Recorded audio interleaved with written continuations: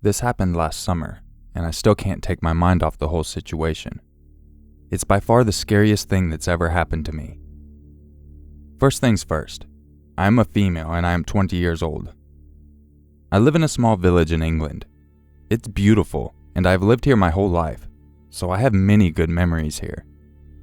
In June, I started walking to the neighboring village every day, which took maybe around 25 minutes to walk to. The village is a lot more old-fashioned and has a lot of history. The journey was fun for me because I love the countryside. It's a beautiful place, and it interests me quite a lot too. As soon as you left my village, you would be walking on country lanes that led you to the other village. Usually, I would just leave my house at around 11 a.m. and start heading back to my own village roughly around 2 or 3 p.m. I went alone most of the time, apart from the weekends when I would go with close friends. Both my village and this village only consisted of houses, parks, and churches. You know, all that sort of stuff. When I went alone, I sat at a beautiful park and would sit on a picnic bench and read a book or sit on my phone for hours. I even bought a phone case that charges my phone just so my phone wouldn't run out of charge. I did this for a month, until mid-July when I went shopping and sat in a pub at the closest city with my friends on a Thursday. This meant that I didn't go to the village at the usual time. I got back quite late, maybe around 9 p.m. I don't know what was going through my mind, but I decided that I would go to the village tonight due to the fact that I wasn't tired and was in a good mood. I left my house at 9:30 and started heading there. It was getting quite dark, so when I left my village and entered the country lanes, I got my flashlight on my phone up. I was walking for about 5 through 10 minutes before I realized that what I was doing was stupid. Walking the country lanes at this time of night was not a good idea. Stupidly, I continued on. It was no longer than 2 minutes later that I noticed a silhouette in the distance.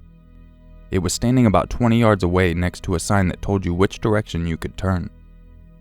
I felt pretty awkward because I didn't want to pass this person at this time of night, especially on my own.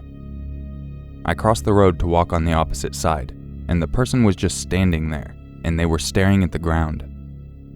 As I got closer, I could make out what they were wearing. It was a man wearing a black hoodie, tracksuit bottoms, and some muddy trainers. I got closer and closer, and when he finally knew I was there, he looked up and stared at me. For some reason, I stared back, but carried on walking.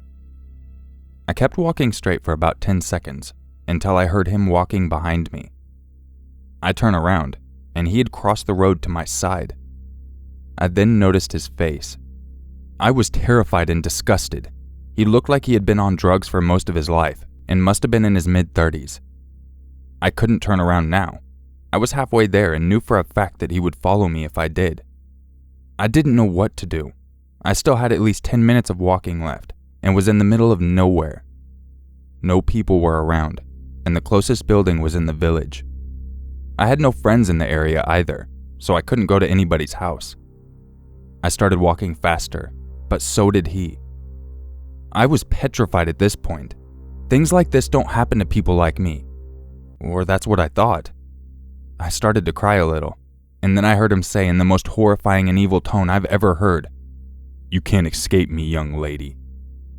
I started running and screaming. I don't know how to explain it, but I couldn't control my screaming.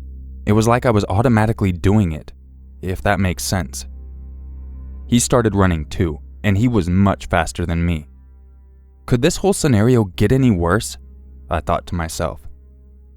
I slowed down, extremely out of breath. I cursed my asthma for this. Tears were streaming down my face, and I felt like I was going to collapse. Then this creep grabs me, and I fall to the ground screaming louder than I've ever screamed before. I don't know how I could possibly have screamed like this, considering I was out of breath and having a panic attack. He was lying on top of me. He was so heavy and smelt so bad that I could have thrown up. I couldn't see his face anymore due to the tears in my eyes. I paused for a second. Then he whispered in my ear, "I won't hurt you, but I will break your neck if you continue to scream like that."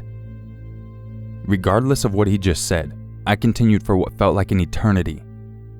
I heard a car heading towards us in the distance. I screamed, "Help me!" I felt a lot of relief when I heard the car slowing down. "Help me, please!" I continued. The guy got off me and sprinted into a cornfield. A man and a woman stepped out of the car. They must have been not that much older than me, and they asked me what happened. I told them the whole situation, stuttering and gasping for air.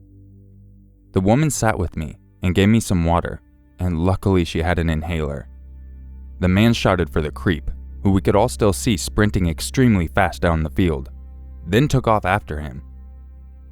They both took me home, and I thank them both ever so much for helping me. God knows what would have happened if they didn't stop, or even notice me. I told my friends about the whole event, and a lot of people met me during the weekend and comforted me. The police were notified, but unfortunately, the creep was never caught. I didn't have a good enough description of his face, and of course there was no CCTV footage in that area. Of course, I never walk the streets, especially country lanes after dark anymore. I only visit the village every week now since this event, and only ever go with my close friend Courtney. My lesson here is that no matter how safe your area may sound, there will always be bad people around, and you should never walk the streets at this time alone.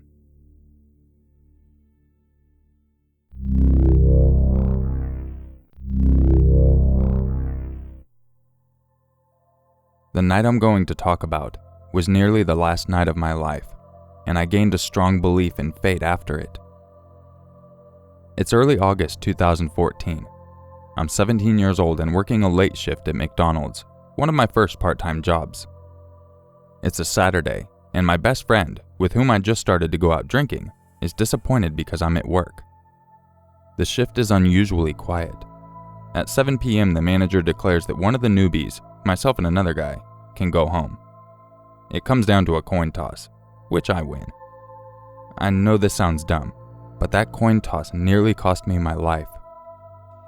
I immediately hop on a bus home, shower, change, and set off to meet my friend. We go to a student union bar on the outside of Manchester. In 2004, we were still enjoying the golden age of extremely lax ID procedures and easily got into this bar on fake ID cards from the internet. We got a little too drunk. I was so irresponsible at 17. We'd mix shots of whiskey, vodka, etc., all into a glass, then down it.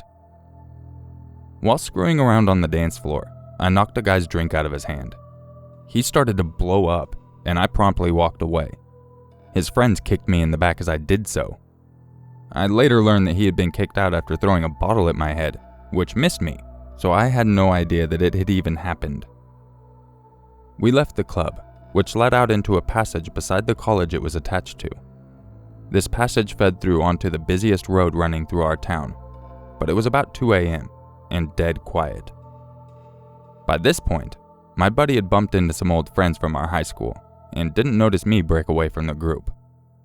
There was a petrol station directly opposite, where we would always get sandwiches for the munchies. At this point, my memory is a blur of what could be memories or bits of eyewitnesses' accounts that I've constructed into false memories. I'll tell it as if I were seeing it for the purpose of clarity.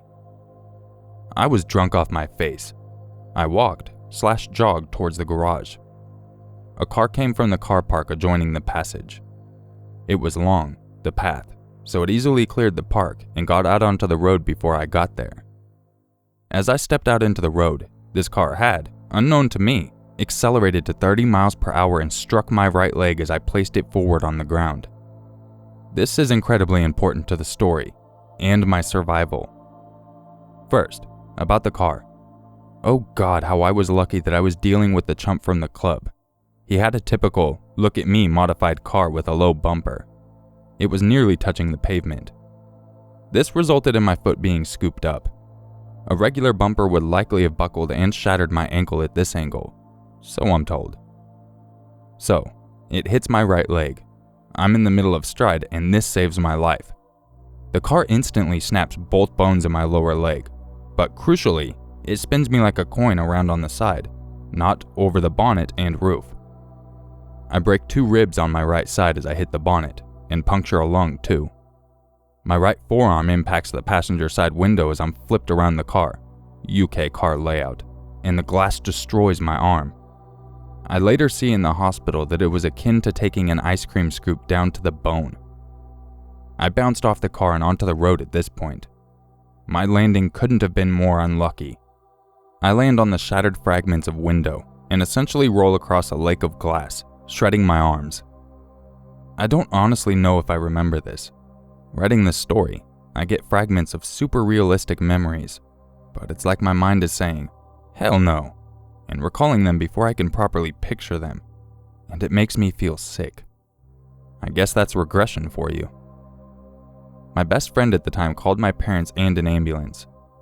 I spent 14 days in the hospital, had emergency surgery repair on my leg, cosmetic surgery on my arm, and my leg now contains a titanium bar that's great fun at airports. But apart from the late day tingling, I walk and run normally. I had a fantastic surgeon fix my arm without the need for skin grafts too. The whole bunch of people outside the club later gave statements that Mr. Bottle Thrower had accelerated and swerved intentionally into my path. His girlfriend was riding up front and was covered in my blood. What a lovely bloke. He went to jail, but I don't know for how long. I moved to the south of England several years later.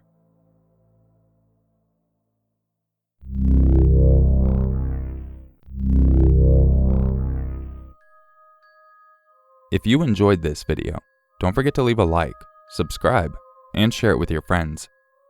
If you would like a chance to have your story featured in an upcoming video, make sure you email it to urmaker6260@gmail.com. I hope everyone's having a great day, and I appreciate you taking the time to watch this video. I'll catch you guys in the next video, and just remember, it's always scarier if it's